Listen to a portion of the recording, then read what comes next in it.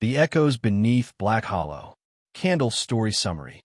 In the summer of 2013, a mother named Elise and her 9-year-old daughter, Marin, vanished while hiking near Black Hollow Ridge, a remote forest known for its eerie silence and sudden fog.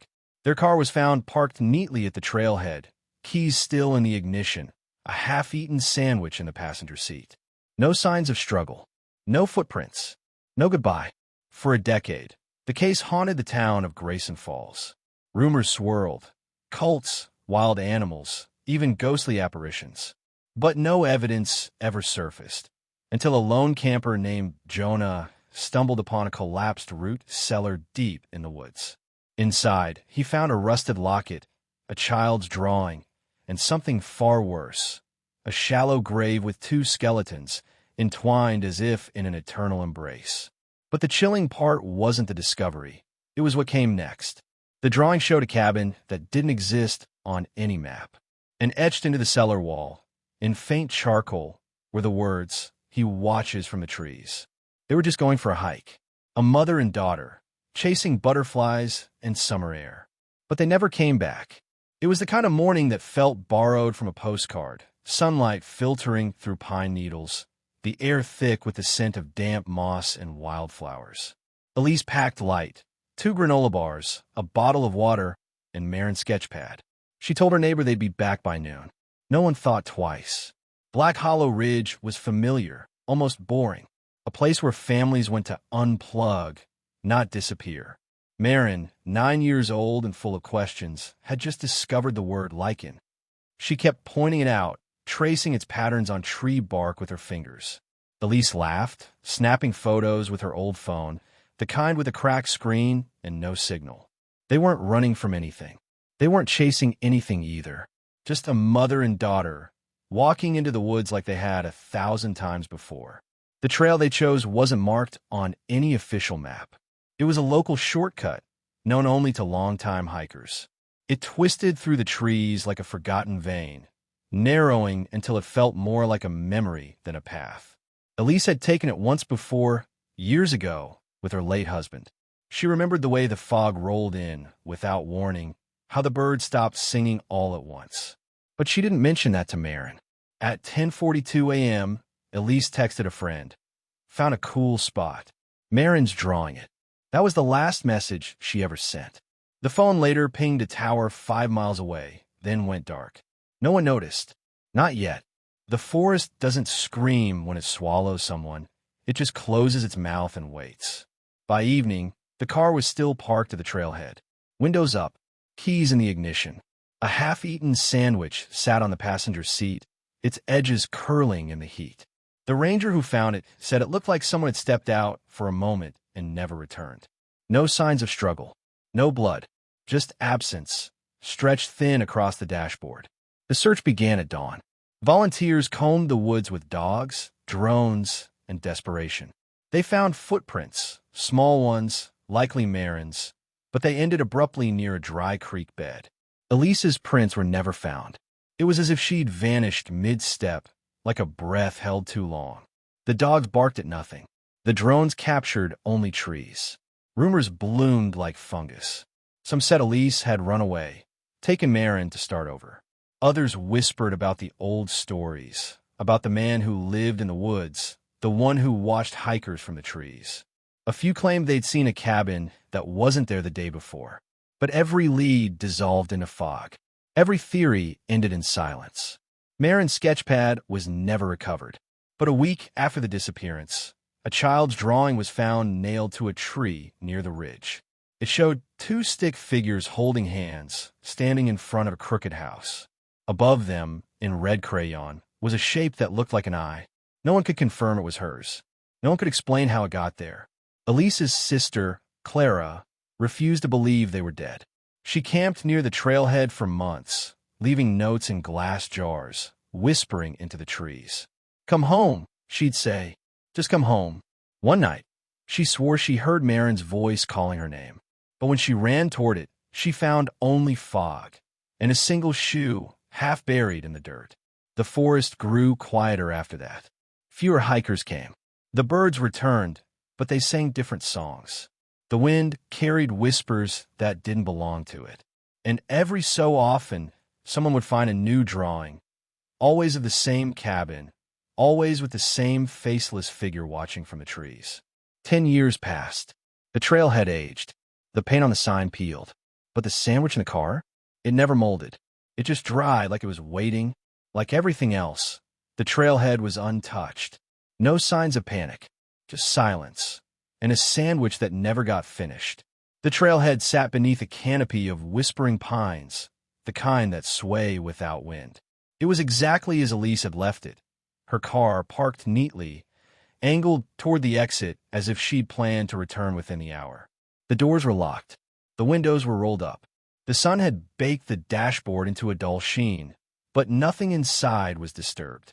It was a scene frozen in time, like a photograph of a moment no one remembered taking. The ranger who first approached the vehicle hesitated. Something about the stillness felt wrong. Not tragic, not violent, just paused. He noted the sandwich on the passenger seat, half-eaten, wrapped in wax paper. The bread had dried at the edges, curling like old paper. It hadn't molded. It hadn't rotted. It simply waited, untouched, as if someone had stepped out mid-bite and never came back. There was no sign of struggle. No broken branches. No scuffed dirt. The gravel beneath the tires was undisturbed, and the pine needles around the car lay in perfect symmetry. Even the air felt reluctant to move. The ranger radioed for backup, but his voice cracked halfway through the transmission. Later, he'd say it felt like the forest was listening. Inside the car, Elise's purse sat on the floorboard. Her wallet was intact. Her phone, tucked beneath the seat, still held a faint charge. The last photo she'd taken showed Marin crouched beside a tree, drawing something in her sketch pad.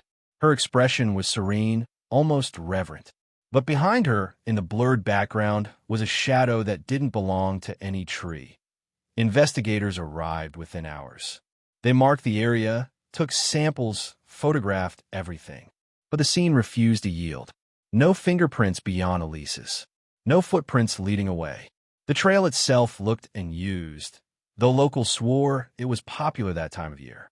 One officer remarked that it felt like the forest had swallowed the path whole. The sandwich became a symbol. Reporters fixated on it, calling it the last meal. Psychics claimed it held energy. Skeptics dismissed it as irrelevant. But Clara, Elise's sister, insisted it meant something. She wouldn't leave food behind, she said. Not Elise. Not unless she was interrupted. Her voice trembled when she said it, like she was trying not to believe her own words. Days passed. The car remained. No one dare move it. It became a kind of shrine. Locals left flowers on the hood, drawings, candles. One morning, someone placed a child's shoe on the windshield. No one claimed it. No one knew where it came from, but it matched the brand Marin had worn. The forest around the trailhead grew quieter. Birds stopped nesting nearby. Hikers reported strange sounds, whispers, footsteps that didn't echo. One man claimed he saw Elise's car lights flicker at night, even though the battery had long since died. Another said he heard a child laughing, but when he turned, there was only fog. The sandwich remained. It never decayed. It never attracted insects. It simply sat there, preserved by something no one could explain. Scientists tested the air, the temperature, the humidity. Nothing was unusual. Nothing was wrong. And yet, everything felt off. Eventually, the car was towed. But the trailhead never recovered. Grass refused to grow where the tires had rested. The gravel turned pale, almost white. And the silence deepened, stretching into the bones of the trees. It was no longer just a place where someone vanished. It was a place where something waited. Clara returned often. She'd sit on the edge of the trail, staring at the spot where the car had been. She never brought food. She never spoke. But once she left a sandwich, half-eaten, wrapped in wax paper, on the ground. The next morning it was gone. No crumbs. No wrapper. Just a single pine needle standing upright in the dirt. 10 years passed. 10 birthdays missed. 10 winters where the snow fell over unanswered questions. The seasons moved on, but the town of Grayson Falls did not. Each year, the calendar turned, and with it came another anniversary, another reminder that Elise and Marin had vanished without a trace. The trailhead remained, untouched by time, as if the forest refused to acknowledge the loss. Locals stopped hiking there. Children were warned not to wander too far, but the silence around Black Hollow Ridge only grew louder. Clara marked each birthday with a candle and a letter. She wrote to Marin as if she were still out there, still drawing trees and chasing butterflies. The letters were never mailed. Instead, she buried them near the trailhead, beneath a crooked pine that had begun to lean unnaturally eastward. She said the tree listened. No one argued. Winter was the cruelest season. Snow blanketed the forest in a hush so complete it felt staged. The footprints of searchers faded within hours. The wind carried no scent, no sound. And yet, every winter, someone claimed to see two figures walking hand in hand through the trees, always just out of reach, always dissolving in a fog. The town held vigils. At first, they were crowded, candles flickering, prayers whispered, theories exchanged like currency. But as the years passed, the crowds thinned. Hope became a private ritual, something people practiced alone, in quiet corners of their homes. The flyers yellowed. The reward posters peeled. But the questions remained, sharp as ever. Elise's house was never sold. Clara kept it exactly as it had been, Marin's drawings still taped to the fridge, Elise's coat still hanging by the door. The television collected dust. The clock stopped ticking. It was a museum of absence, curated with grief and stubbornness. Visitors said the air inside felt heavy, like it was holding its breath. Each year, on the anniversary, Clara returned to the trailhead. She brought 2 roses, one white, one red, and placed them where the car had once been. She never stayed long, but once in the 7th year, she found a new drawing pinned to the trail sign. It was fresh. The paper hadn't weathered. It showed a cabin with no windows and 2 stick figures standing outside. One was holding a rose.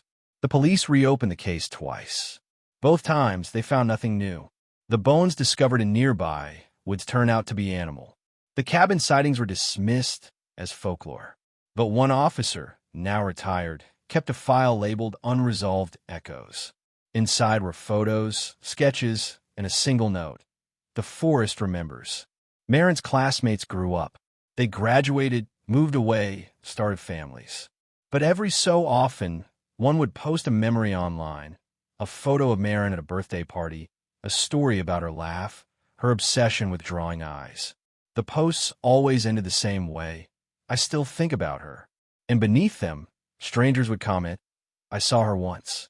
In the woods. Time didn't heal. It calcified. The mystery became part of the town's identity, woven into its folklore and whispered in its lullabies. Children dared each other to walk the trail.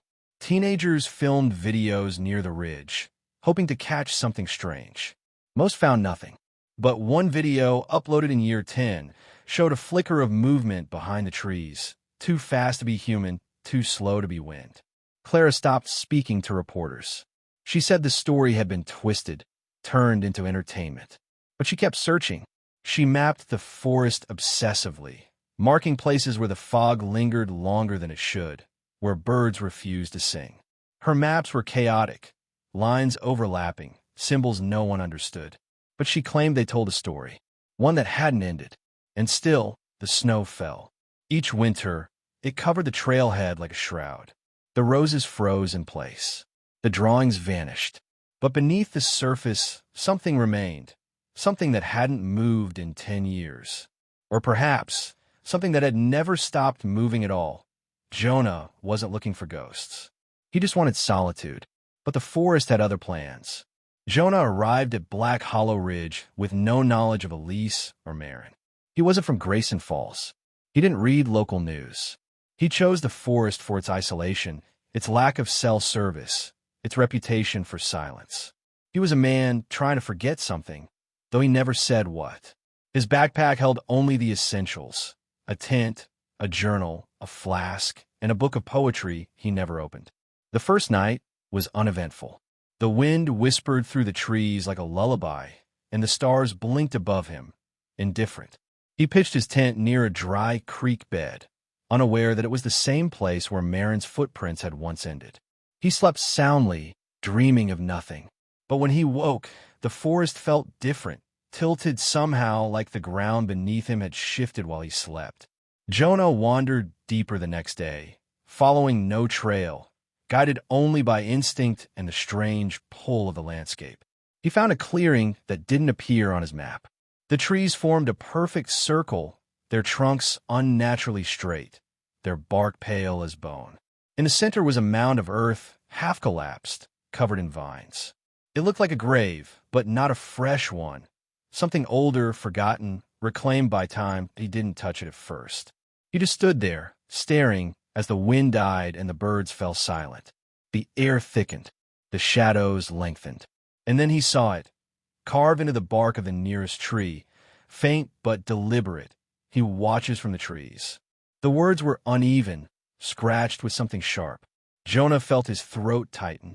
He turned in a slow circle, scanning the woods. Nothing moved, but he no longer felt alone. That night, Jonah couldn't sleep. His tent felt too thin, the forest too loud.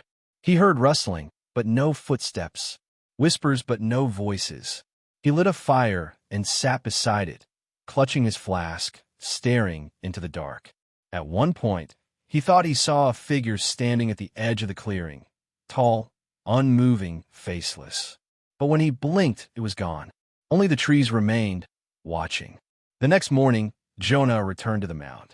Something compelled him. He dug slowly, methodically, using a flat stone as a shovel. The earth gave way easily, as if it had been waiting. Beneath the surface, he found rotted wood, planks, hinges, the remnants of a cellar door.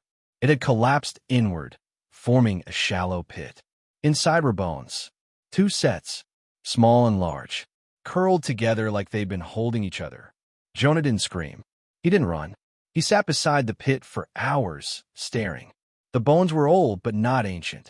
One had a bracelet still clinging to it, plastic beads spelling out Marin. The other wore a rusted locket, its clasp broken, its photo faded. Jonah didn't open it. He didn't need to. The forest had told him enough. He found other things, too. A child's drawing, folded and tucked beneath a stone. It showed a cabin with no windows, surrounded by trees with eyes. In the corner, a stick figure stood alone, arms raised, mouth open. Above it, in red crayon, was a shape that looked like a hand, or perhaps a claw. Jonah placed the drawing in his journal, but later, he swore it vanished. He tried to leave the forest that afternoon. He packed his things, retraced his steps, followed the creek. But the trailhead was gone. The trees had shifted. The landmarks had changed. Jonah walked in circles until night fell and the fog returned. He pitched his tent again, this time without fire. He didn't want to be seen. The forest grew louder, not with sound, but with presence. Jonah felt watched, not hunted, observed, studied. He stopped writing in his journal. He stopped speaking aloud. He moved only when necessary. And each time he passed the collapsed cellar, he felt something new had been added. A stone, a feather, a drawing. The forest was building something, or remembering. Jonah stayed for 3 more days. When he finally emerged, he was thinner, quieter, changed. He reported the bones anonymously. He never gave his full name. He refused interviews. But he left one note with the authorities, written in shaky script. They weren't alone, and they weren't the first. The cellar was buried beneath twisted roots, like the earth itself was trying to forget. Jonah hadn't planned to dig. He'd only meant to clear the vines, maybe sketch the strange mound in his journal. But something about the way the roots curled over the soil, tight, knotted, almost protective, made him pause. They weren't growing naturally. They were gripping something, guarding it. And the earth beneath them felt soft, like it had been disturbed long ago and never settled. He knelt beside the mound, brushing away leaves and moss. The ground gave easily, too easily, as if it had been waiting for someone to return. Beneath the surface, he found wood, splintered, rotted, but unmistakably shaped. A door, or what had once been one. Hinges rusted into silence. Planks warped by time. It wasn't a cabin. It was a cellar. Buried, forgotten, or hidden. The roots had grown through the wood, threading themselves like veins through the cracks. Jonah tugged at one, and it snapped with a sound like bone. He hesitated. The air around him had shifted colder, heavier. The birds had stopped singing. Even the insects had vanished. He was alone, but not the kind of alone that brings peace. The kind that feels watched. He cleared more debris, revealing the full outline of the cellar. It was small, maybe 6 feet wide, sunken into the earth like a wound. The entrance had collapsed inward, forming a shallow pit. Jonah leaned over it, peering into the darkness. At first, he saw nothing, just dirt and decay. But then his eyes adjusted, and he saw the shape. Curled, still, human. The bones were tangled together, as if the two bodies had clung to each other in their final moments. One was small, childlike. The other larger, but not imposing. Their limbs were entwined, their skulls tilted toward each other. It didn't look like a burial. It looked like a hiding place, or prison. Jonah felt his breath catch. He didn't move. He didn't speak. The forest didn't either. He noticed something else. The walls of the cellar, if they could still be called walls, were marked. Not carved, not painted. Smudged. Charcoal streaks, faint but deliberate. Symbols. Words. One phrase repeated again and again, spiraling outward from the center. He watches from the trees. Jonah traced it with his finger, and the charcoal crumbled like ash. There was a drawing, too, folded and tucked beneath a stone. It was childlike but detailed. A cabin with no windows. Trees with eyes. A faceless figure standing in the doorway. Jonah stared at it for a long time. The paper was dry, unweathered, as if it had been placed there recently. But the cellar had clearly been untouched for years. He didn't understand. He didn't want to. The air inside the pit was wrong. It didn't smell like death. It smelled like memory, stale, heavy, preserved. Jonah felt dizzy. He climbed out slowly, his hands shaking. The forest around him remained silent. No wind, no birds, just the sound of his own breath, too loud, too fast. He looked back at the cellar, and for a moment, he thought he saw movement. A flicker, a shift. But when he blinked, it was gone. He marked the location on his map, but the ink bled strangely, as if the paper resisted the coordinates. Later, when he tried to retrace his steps, the landmarks had changed. The trees had moved. The mound was gone, or perhaps it had never been there at all. But the drawing remained in his journal, and the charcoal smudges had stained his fingertips. Jonah didn't speak of the cellar when he returned to town. Not first. He reported the bones anonymously, left a note, disappeared. But the cellar stayed with him, in dreams, in silence, in the way shadows stretched too far across his walls. He began to sketch compulsively, trees, cabins, eyes. Always eyes, watching. The forest had buried the cellar, twisted its roots around it like a secret. But secrets don't stay buried. They wait. They whisper. They rot slowly until someone listens. And Jonah had listened. He hadn't meant to. He hadn't wanted to. But the earth had opened, and the cellar had spoken. And now, something else was listening back. Inside, he found a child's drawing. A cabin. A man with no face. And a message. He watches from the trees. Jonah didn't notice the drawing at first. It was folded neatly, tucked beneath a stone in the corner of the collapsed cellar. The paper was dry, unwrinkled, untouched by time or moisture. That alone unsettled him. Everything else in the pit had decayed, wood, cloth, even bone, but the drawing remained pristine, as if it had been placed there yesterday. Or perhaps, as if it had never aged at all. He unfolded it slowly, careful not to tear the edges. The lines were childlike, but deliberate. A cabin stood in the center, crooked and windowless, its roof sagging like a tired sigh. Around it, trees loomed tall, dark and wrong. Their trunks were too thin, their branches too straight.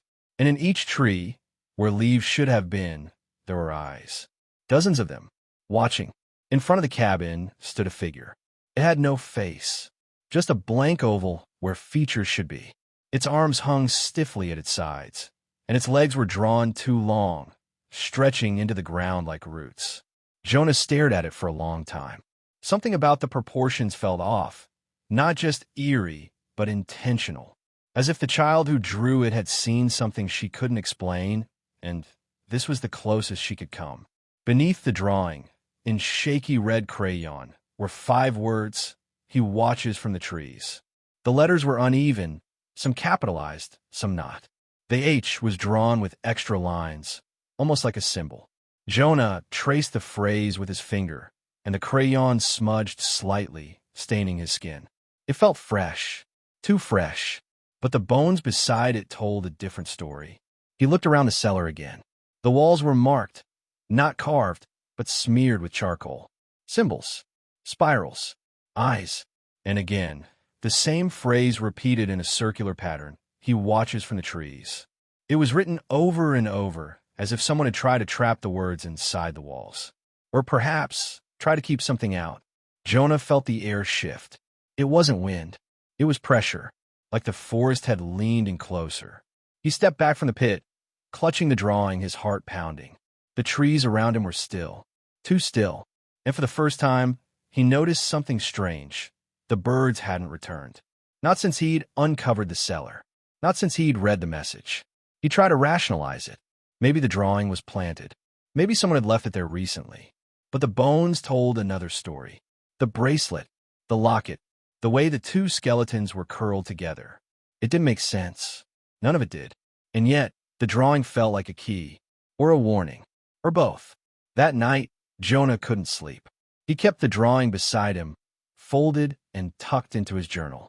But every time he closed his eyes, he saw the faceless figure, standing, watching, rooted.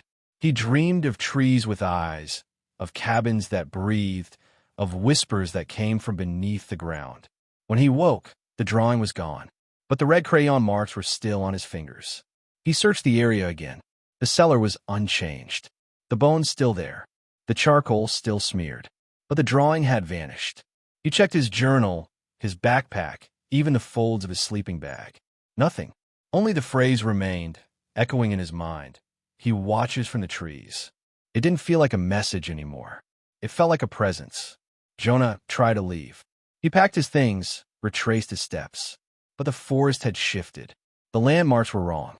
The trailhead was missing. And every time he turned, he saw the trees, tall, thin, watching. He didn't hear footsteps. He didn't hear voices. But he felt them. Felt something moving just beyond the edge of sight. He returned to the cellar one last time. The bones hadn't moved, but the charcoal symbols had changed. The spirals were tighter. The eyes were more numerous.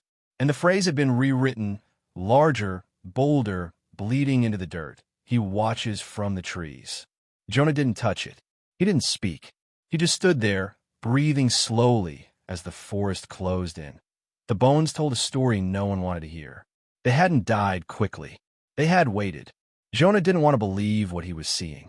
The bones were arranged in a way that defied accident. They weren't scattered or broken. They weren't buried with care. They were curled together, side by side, like 2 people trying to disappear into each other. The smaller skeleton, Marin's, was tucked beneath the larger one, her arms wrapped around its ribs. It looked like protection, or surrender. There were no signs of trauma, no shattered skulls, no defensive wounds, just stillness, as if they had laid down and waited. Jonah stared at the scene for hours, unable to move. The cellar was silent, but not empty. It felt like something lingered, not a presence, but a memory, a residue of fear soaked into the soil. The locket on the larger skeleton was rusted, but intact. Jonah didn't open it. He didn't need to. He knew it was Elise's. The clasp had snapped, but the chain still clung to the bone, like a promise never fulfilled. Nearby, a bracelet lay half buried in the dirt, plastic beads spelling out Marin. One bead was missing. The gap made Jonah's chest tighten. He imagined them in those final moments. Elise holding Marin, whispering comfort she didn't believe. Marin asking questions Elise couldn't answer. The cellar growing darker, the air growing thinner, and above them, the forest watching. Not helping, not intervening, just watching. Jonah felt sick, not from the sight, but from the silence. There were scratch marks on the inside of the cellar wall. Faint, desperate, not enough to escape, but enough to be remembered. Jonah traced them with his fingers, feeling the grooves worn into the wood. They weren't random. They formed patterns, spirals, eyes. And again, the phrase, "he watches from the trees." It was etched deeper here, as if carved with urgency. Jonah wondered how long they had survived. Days? Weeks? The cellar was sealed, but not airtight. There was no food, no water, just darkness and dread. He imagined Elise rationing hope, telling stories, singing lullabies to drown out the silence. He imagined Marin drawing in the dirt, trying to make sense of the faceless figure she'd seen. The bones weren't just remains. They were testimony. They spoke of endurance, of fear stretched thin across time. Jonah felt it in his chest, like a weight pressing inward. He couldn't look away.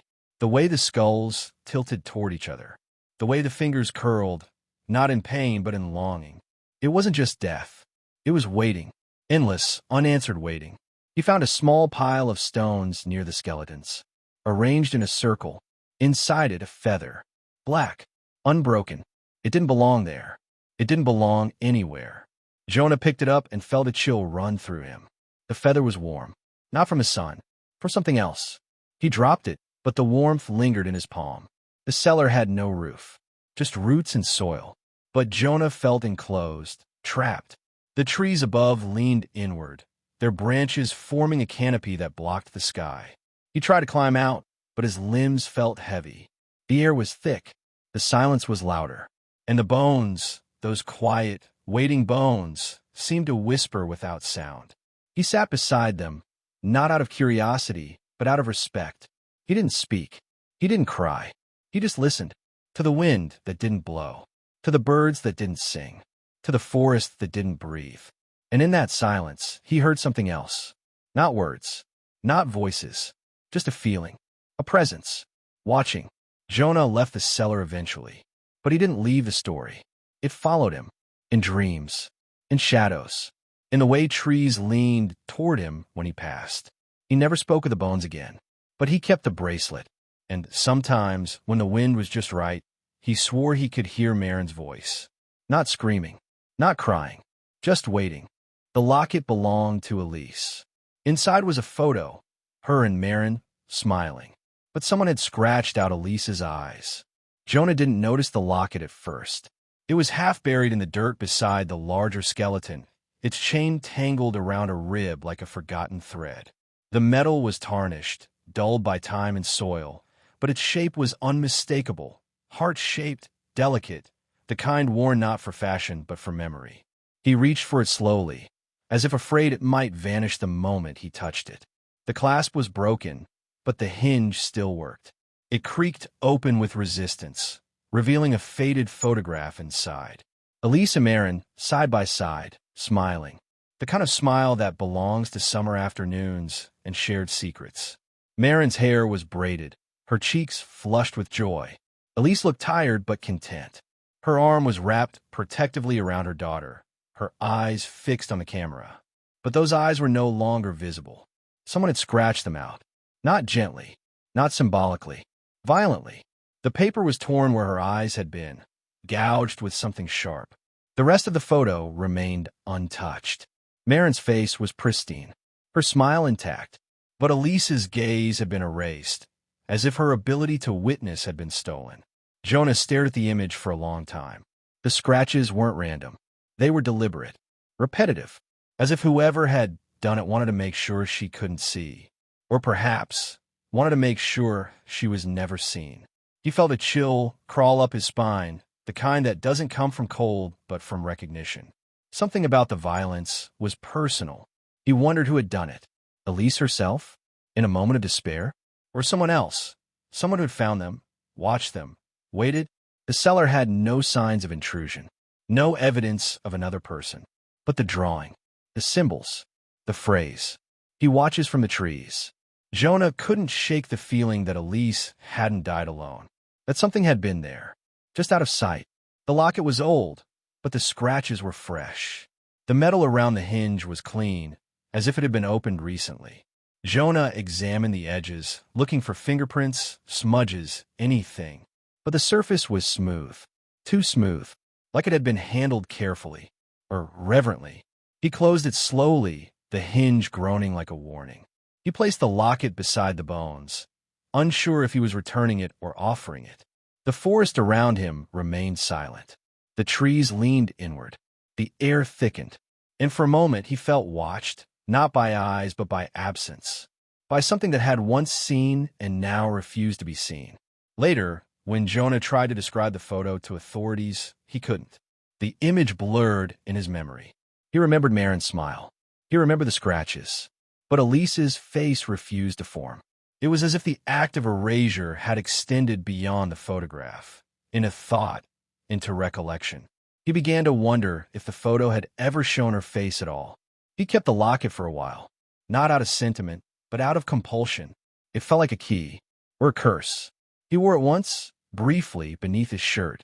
That night, he dreamed of a cabin with no windows, of trees with eyes, of a woman standing in the cellar, her face blank, her hands outstretched. When he woke, the locket was open. The photo was gone. Jonah never spoke of the locket again, but he began to draw. Not cabins, not trees, eyes, hundreds of them, on walls, on ceilings, on the backs of his hands. He said they weren't watching him. They were watching something else, something behind him, something that used to be Elise. The scratches in the photo weren't just effacement. They were ritual, a silencing, a severing. Jonah felt it in his bones, in the way the forest refused to echo. Elise had seen something, something she wasn't meant to, and someone, or something, had made sure she never saw again. The cabin in the drawing? It wasn't on any map, but satellite images showed a structure that burned down in 2014. Jonah couldn't shake the image. The cabin in the drawing, windowless, crooked, surrounded by trees with eyes, had etched itself into his mind. It wasn't just a child's sketch. It felt like a memory, or a warning. He tried to dismiss it, to rationalize it as symbolic, but something about the proportions, the angles, the absence of windows, it all felt too specific, too real. Back in town, he borrowed a laptop from the ranger station and began searching. He pulled up topographic maps, trail guides, forestry records. Nothing showed a cabin near Black Hollow Ridge. The area was marked as undeveloped, untouched, but Jonah knew better. He'd seen the drawing. He'd felt the presence, and he was certain the cabin had existed. He turned to satellite imagery. The most recent scans showed nothing but trees, dense, overlapping, impenetrable. But when he pulled up archived images from 2014, he found it. A structure, small, rectangular, hidden beneath the canopy.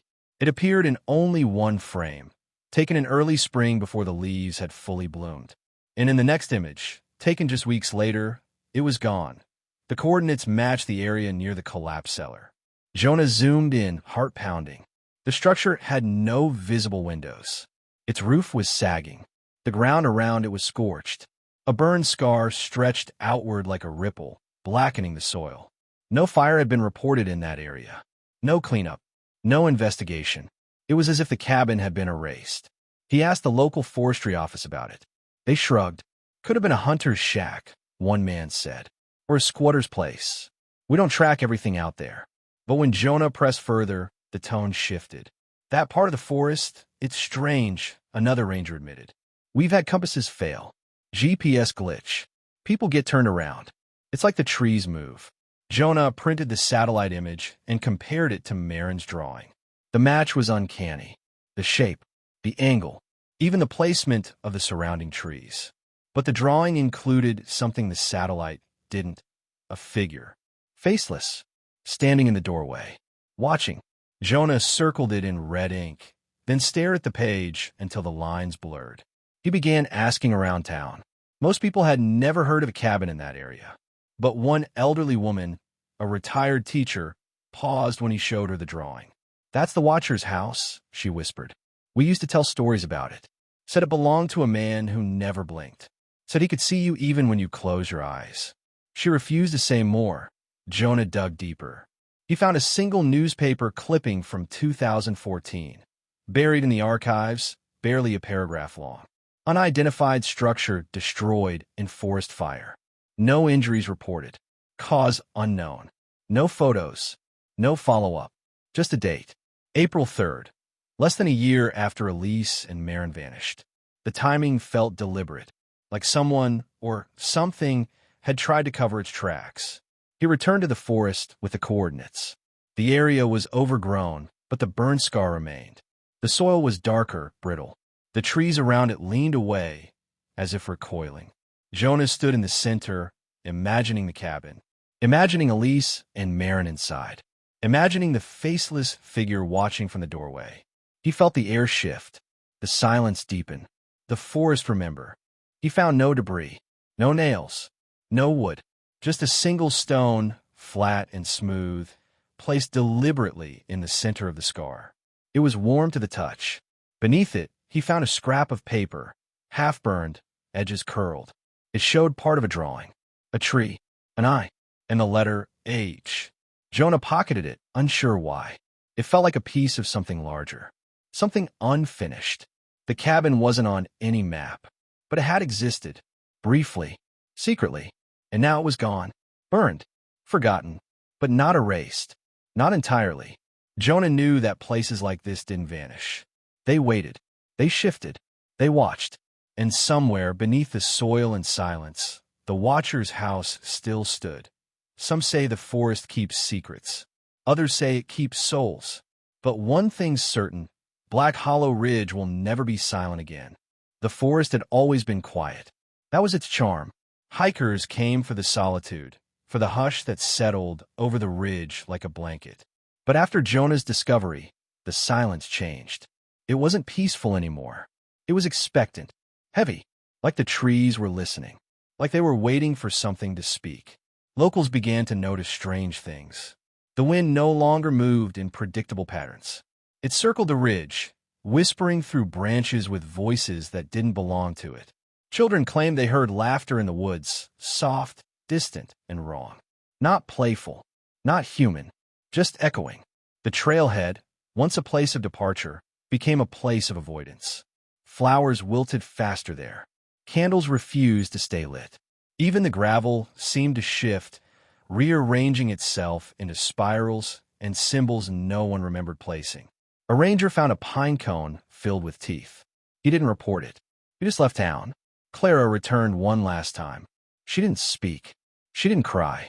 She walked to the edge of the forest and stood there for hours, staring into the trees. When she left behind a box. Inside were Marin's drawings, ones no one had ever seen. They showed the cabin, the cellar, the faceless figure, and one final image, Elise standing alone, her eyes scratched out, her mouth open in a scream that had no sound. The town tried to move on. They held a memorial. They planted a tree, but the tree never grew. Its leaves turned black in summer. Its bark peeled in winter.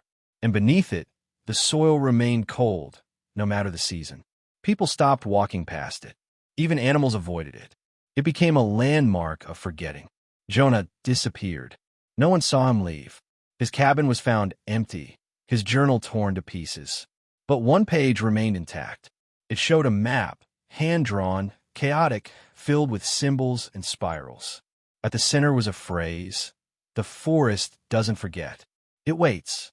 The ink had bled into the paper, forming shapes that looked like eyes. The forest itself began to change. Trees grew in unnatural patterns, bending toward the trailhead like they were reaching. Fog settled earlier, stayed longer.